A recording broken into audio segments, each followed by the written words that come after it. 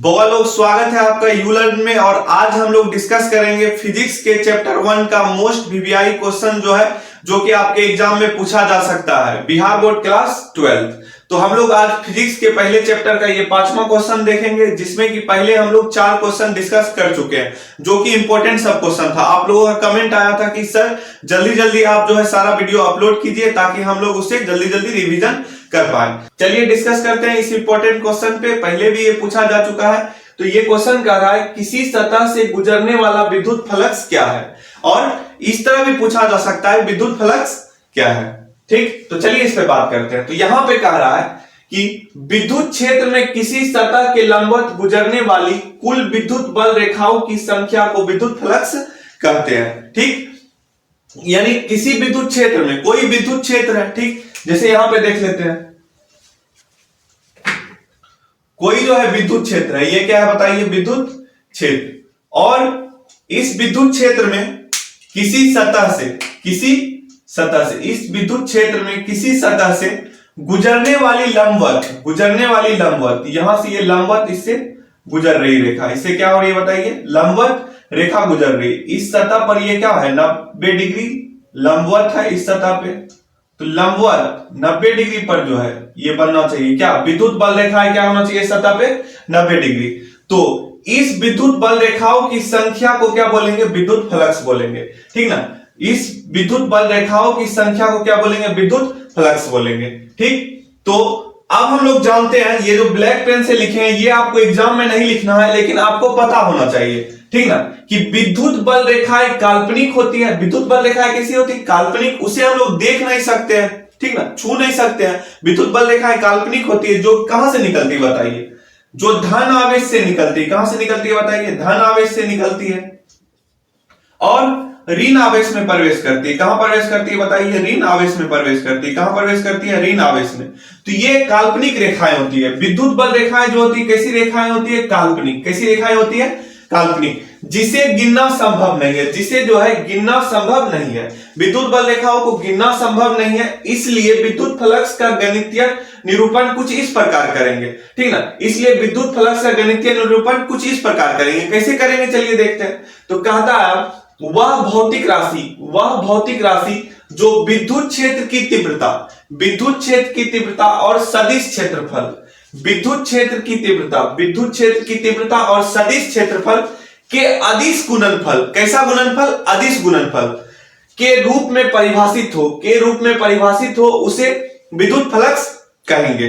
ठीक, तो यहां पे देखिए ये जो फाई लिखा हुआ ये क्या है, फाई ये क्या है बताइए, विद्युत फ्लक्स है। उसके बाद यहां पर ई ये विद्युत क्षेत्र की तीव्रता है, और आपको पता होना चाहिए विद्युत क्षेत्र की तीव्रता क्या है, एक सदिश राशि। कैसी राशि है, सदिश राशि। और यहां पर एक सदिश क्षेत्रफल लिए हैं। वैसे हम लोग जब पढ़े क्षेत्रफल जो होता है वो क्या होता है, अदिश राशि, लेकिन यहां पे ऐसा क्षेत्रफल लेंगे जिसका क्या हो, दिशा हो। और सदिश क्षेत्रफल वो होता है जिसका दिशा उस सतह के 90 डिग्री होता है। ठीक, तो यहां पर विद्युत क्षेत्र की तीव्रता और सदिश क्षेत्रफल का क्या लेंगे, अदिश गुणनफल। अदिश गुणनफल को हम लोग क्या बोलते हैं, डॉट गुणनफल। क्या बोलते हैं, डॉट गुणनफल, डॉट प्रोडक्ट। तो यहां पर जब विद्युत क्षेत्र की तीव्रता और सदिश क्षेत्रफल का डॉट गुणनफल करेंगे, अदिश गुणनफल करेंगे, तो वही हमारा क्या कहलाएगा, विद्युत फ्लक्स कहलाएगा। क्योंकि हम लोग विद्युत फ्लक्स को निकालने के लिए विद्युत बल रेखाओं की संख्या को नहीं गिन सकते, इसे गिना नहीं जा सकता, काल्पनिक होता है। इसलिए इसे इसका गणितीय निरूपण करने के लिए हमको क्या करना पड़ा, ई डॉट ए करना पड़ा। ई क्या है बताइए, ई है यहां पर विद्युत क्षेत्र की तीव्रता और ए है यहां पर सदिश क्षेत्रफल। अब यहां पे कह रहा है इसे फाई द्वारा सूचित किया जाता है। क्या चीज से सूचित किया जाता है, फाई से। विद्युत फ्लक्स उसे क्या चीज से सूचित करते हैं, फाई से सूचित करते हैं। उसके बाद इसका एसआई मात्रक देख लीजिए। तो हम लोग को पता है विद्युत क्षेत्र की तीव्रता का क्या होता है, न्यूटन प्रति कूलम, और जो क्षेत्रफल होगा उसका होगा मीटर स्क्वायर। तो ये हो गया इसका एसआई मात्रक, जो कि हो गया न्यूटन मीटर स्क्वायर प्रति कूलम। अब इसका बीमीय सूत्र, तो बीमीय सूत्र है m L⁻3 T⁻⁻3 A⁻−1। तो इसका बीमीय सूत्र होगा m L⁻3 T⁻−3 A⁻−1, ठीक ना। और यह कैसा राशि, अदिश राशि। याद रखिएगा जब भी किसी दो सदिश का, जब भी किसी दो सदिश का कैसा गुणनफल करेंगे, अदिश गुणनफल, डॉट गुणनफल करेंगे, तो उससे बनने वाला जो राशि होगा, उससे बनने वाला जो भौतिक राशि होगा वो क्या होगा बताइए, अदिश राशि होगा। कैसा राशि होगा वो जो होगा अदिश राशि। कैसा राशि होगा, अदिश राशि।